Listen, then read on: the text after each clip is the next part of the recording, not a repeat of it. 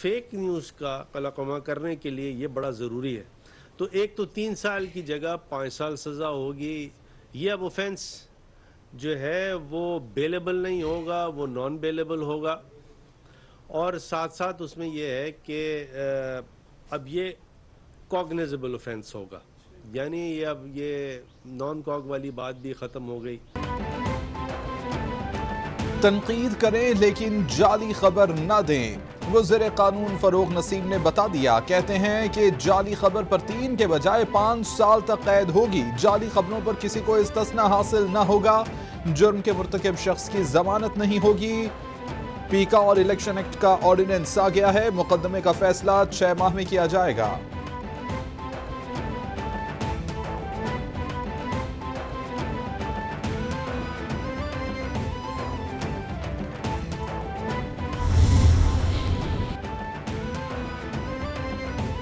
وفاقی حکومت نے الیکٹرانک کرائمز کی روک تھام کے لیے قانون میں ترامیم کا فیصلہ کر لیا. اداروں پر تنقید کرنے والوں کو 5 سال جیل کی سلاخوں کے پیچھے گزارنا پڑیں گے. کسی کی ساکھ کو نقصان پہنچانے میں مدد کرنے والا بھی سزا کا حقدار ہوگا.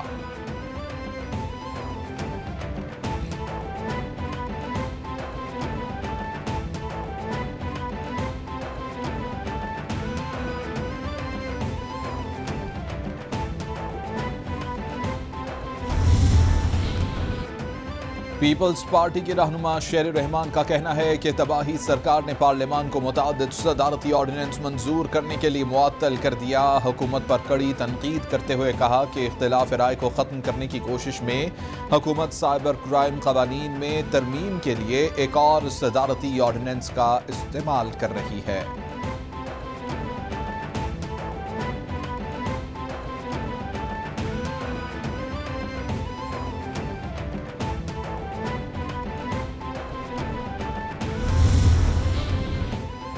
وزیر اعظم عمران خان کے خلاف اپوزیشن کی تحریک عدم اعتماد کے معاملے پر سابق صدر آصف علی زرداری مولانا فضل الرحمان سے پیر کو اہم ملاقات کریں گے. ذرائع کے مطابق مولانا فضل الرحمان سابق صدر آصف علی زرداری کے اعزاز میں عشائیہ بھی دیں گے. ملاقات میں تحریک عدم اعتماد سے متعلق تفصیلی مشاورت ہوگی اور حکومتی اتحادیوں سے رابطوں سے متعلق تبادلہ خیال بھی کیا جائے گا.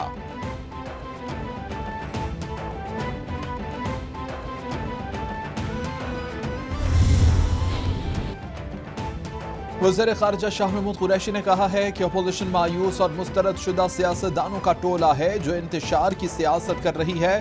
اپنے ٹویٹ میں کہا کہ 2018 سے لے کر اب تک حکومت گرانے کی بارہا کوششیں کی گئیں. اپوزیشن اب بھی عدم اعتماد کا اپنا شوق پورا کرے. ان کے پاس اگر ووٹ مکمل ہوتے تو یہ حکومت میں ہوتے.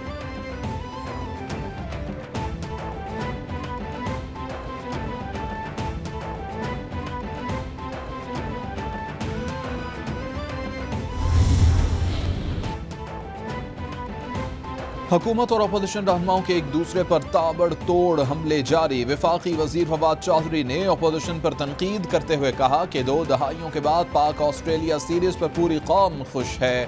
اگر کسی کے پیٹ میں مروڑ اٹھ رہے ہیں تو وہ ہماری چونچوں کا مربع اپوزیشن ہے. کہتے ہیں کہ سیاسی مخالفین پہلے ٹیسٹ میچ کے وقت راولپنڈی میں اپنا شو کرنا چاہتے ہیں.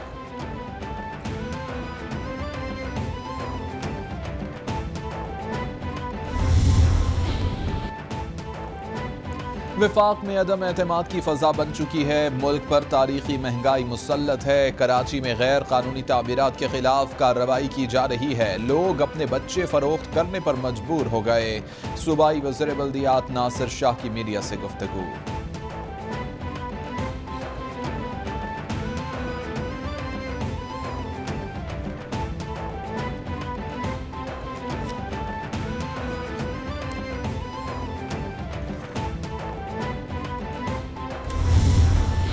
آزاد کمیشن بننے جا رہا ہے جس سے وہ پوری آزادی کے ساتھ بلا خوف و خطر جو ہے وہ اپنا کام مکمل کر سکیں گے. وہ آزادی صحافت کے لیے ہم چاہتے ہیں کہ ہم آگے جو ڈیجیٹل میڈیا ہے اس کو بھی پروموٹ کر سکیں. وزیر اعظم عمران خان صاحب نے جب 50 لاکھ گھروں کی بات کی تو ہاؤسنگ کے شعبے کو انہوں نے اپنی ترجیحات کا جو ہے وہ حصہ بنایا.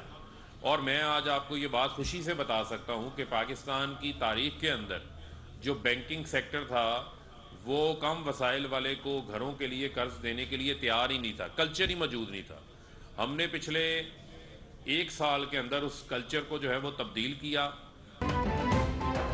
وزیر مملکت فاروق حبیب کا کہنا ہے کہ عام آدمی کو بھی بینک گھر کے لیے قرض دے رہے ہیں. 130 ارب روپے گھروں کے لیے منظور ہو چکے. ماضی میں حکمرانوں کو غریب کے لیے چھت کا خیال نہیں آیا. مزید کہا کہ عام آدمی کو براہ راست فائدہ پہنچانا چاہتے ہیں. صحت کارڈ سے 20 لاکھ لوگ مستفید ہو چکے.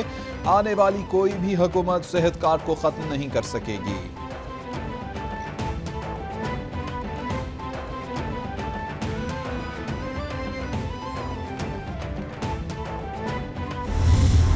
آج سے پہلے کبھی کسی نے نہیں سوچا تھا کہ کوئی سلوشن ہونا چاہیے. آپ کی جب بھی فگر سامنے آئیں، چاہے ورلڈ ہیلتھ آرگنائزیشن کی یا یونیسیف کی یا ڈونر ایجنسیز کی یا ہماری اپنے اسٹیٹسٹکس، تو وہ یہ آتے تھے کہ 30% آبادی جو ہے وہ تو پبلک سیکٹر ہسپتال میں جاتی ہے. وہ لوگ ہیں جو غربت کے سطح سے نیچے رہتے ہیں اور مجبور ہیں اور جاتے ہیں. 70% وہ آبادی ہے جو آؤٹ آف پاکٹ ایکسپینس یعنی اپنے جیب سے خرچہ کر کے اور پرائیویٹ سیکٹر سے جا کے سہولت لیتی تھی. صوبائی وزیر صحت ڈاکٹر یاسمین راشد نے کہا ہے کہ قومی صحت کارڈ پر بلا وجہ تنقید کرنا سمجھ سے بالاتر ہے. بل گیٹس نے انسداد پولیو کے لیے پاکستان کی بھرپور مدد کی. پرائیویٹ ہسپتالوں سے سرکاری ہسپتالوں پر بوجھ کم ہوگا. پہلی بار ہماری حکومت ان 70% افراد کو بھی اپنے سرکل میں لے کر آئی اور 10 لاکھ سالانہ تک مفت علاج فراہم کیا. ڈاکٹر یاسمین راشد نے 25,000 نوکریوں کا اعلان کر دیا.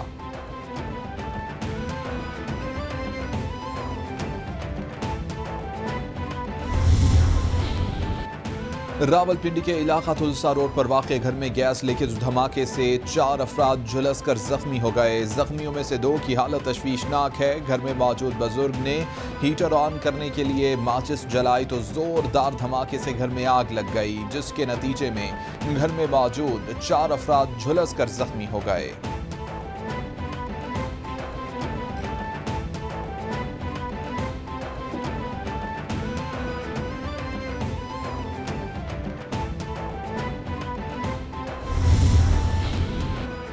پنجاب حکومت اور دبئی گروپ کے درمیان معاہدہ طے پا گیا. دھاوی گروپ پنجاب میں 60 ارب کی سرمایہ کاری پر آمادہ ہو گیا. دھاوی گروپ تعاون پرائیویٹ لمیٹڈ کے ذریعے لاہور میں مبارک سینٹر تعمیر کرے گا. وزیر اعلیٰ پنجاب کا کہنا ہے کہ لاہور سمیت پنجاب پائیدار ترقی کے نئے دور میں داخل ہو چکا.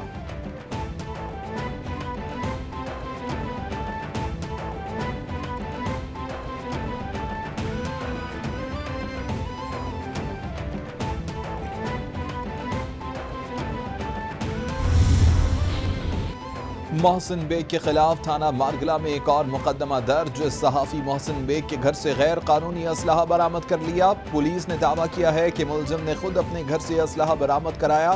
سینئر صحافی محسن جمیل بیگ کی ناجائز اسلحے کے مقدمے میں بھی گرفتاری ڈال دی گئی. محسن جمیل بیگ کو ڈیوٹی جج شعیب اختر کی ڈسٹرکٹ اینڈ سیشن کورٹ میں پیش کیا گیا. عدالت نے محسن بیگ کو مقدمے میں جوڈیشل ریمانڈ پر جیل بھیج دیا ہے.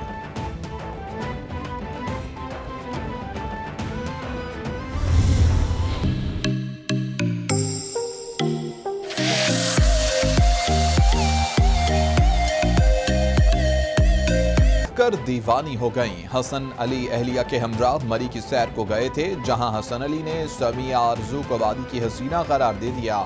بھارت سے تعلق رکھنے والی سمیہ آرزو کا کہنا تھا کہ پہلی بار پاکستان آئی ہوں اور یہاں کی خوبصورتی نے مجھے لاجواب کر دیا ہے.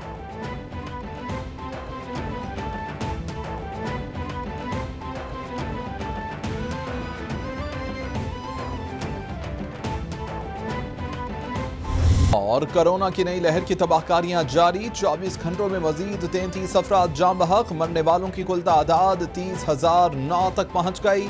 متاثرہ افراد 14,02,676 تک پہنچ گئے.